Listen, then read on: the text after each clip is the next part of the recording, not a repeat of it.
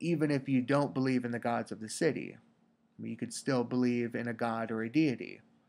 But Socrates gets Meletus to go so far as to say that he doesn't believe in any gods whatsoever. So he gets Meletus here to contradict the original indictment. And Socrates goes forth and he presents an argument that he does believe in a god, or that he does believe in gods. Okay? But still, even if Socrates did believe in a god, and I mean that's a very good possibility, that's really not the charge that was brought against him. And the charge was that he doesn't believe in the gods of the city of Athens.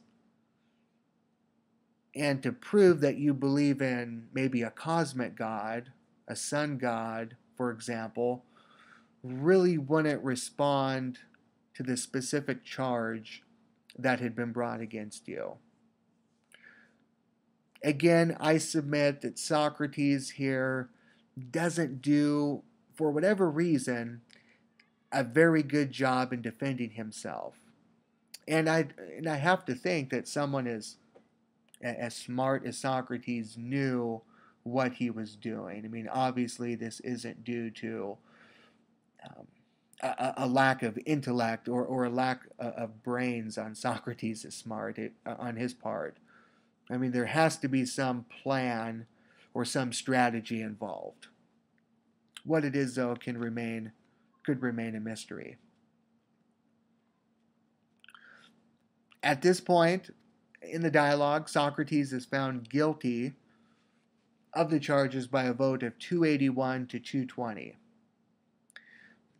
As was custom for the Greeks, the prosecution proposed a penalty. In Socrates' case, it was death.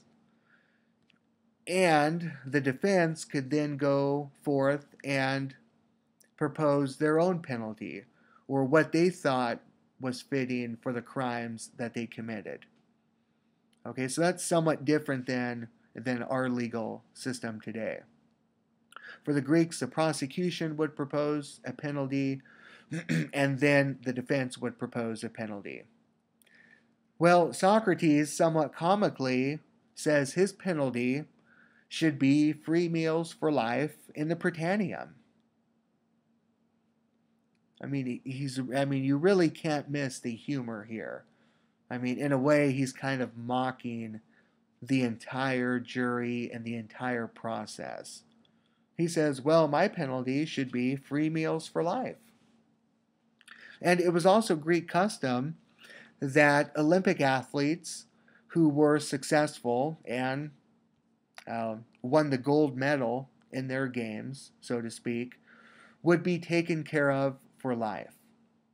Okay, so the Prytaneum was a place almost like a public mess hall where Olympic athletes and other public service figures could go and be taken care of by the city and eat their free meals. Well, Socrates here is saying that I'm just like an Olympic athlete who's won the gold medal, and it's really up to the city to provide me with free meals for life. For whatever reason, Socrates refuses to accept the possible penalties of imprisonment, fine, or even exile. And that's another good question we should ask ourselves.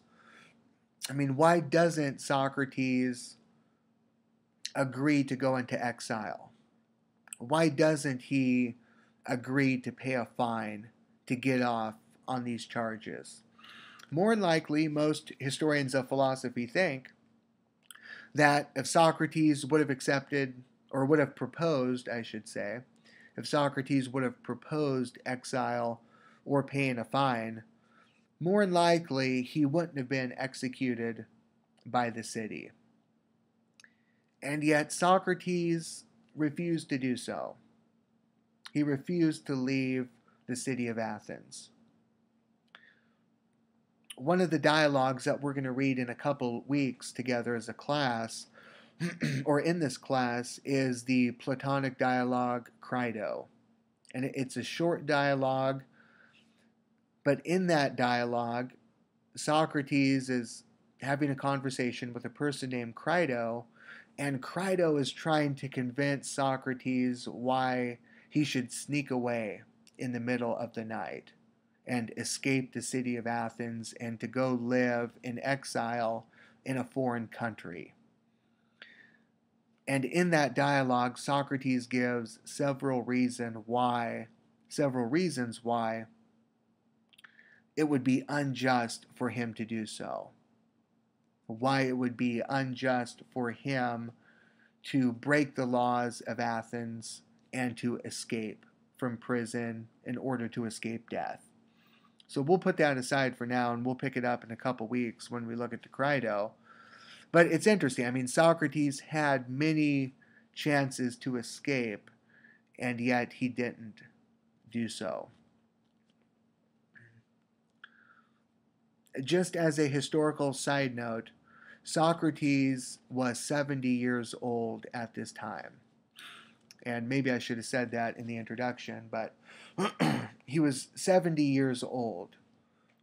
And the question then becomes, would he have acted differently if he would have been, say, 35 years old or 50 years old, for example? Maybe Socrates knows that he's getting old and that he might not have too many good years left in him, and he simply accepts his fate. Okay, so this has been a pretty good introduction.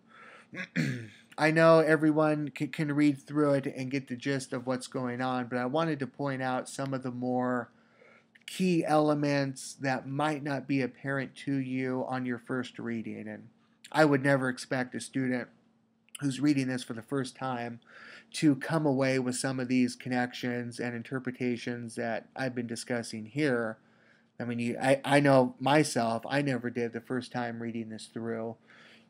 It really takes some practice and careful reading to draw out some of these interpretations. So I wanted to give you a little taste of that.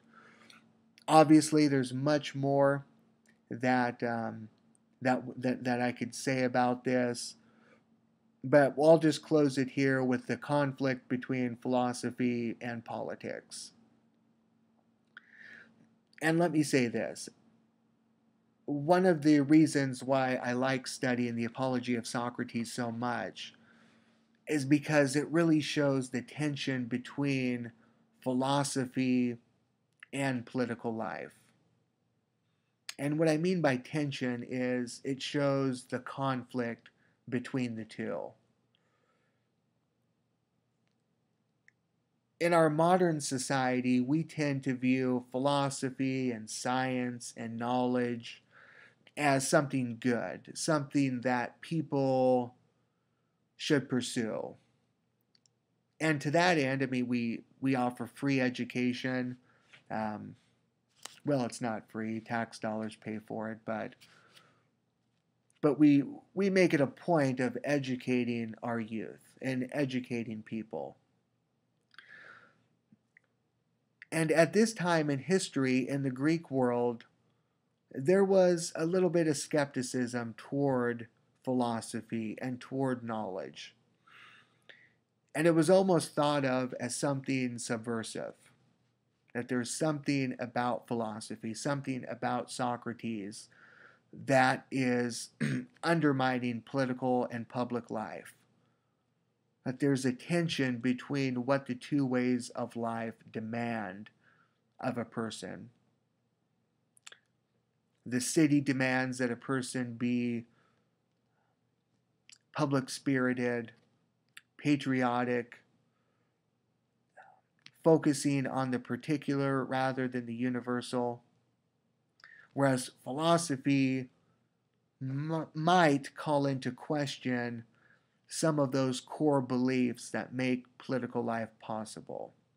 And I really think that that is what the apology of Socrates,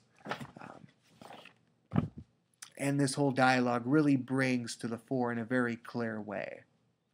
Okay, this tension between philosophy and political life. Okay, I'll stop here. I apologize for my cold. I'm trying to get over a cold here, so if I sound a little congested, I am. Um, look forward to another lecture next week. Thanks for listening, and I'll see you soon.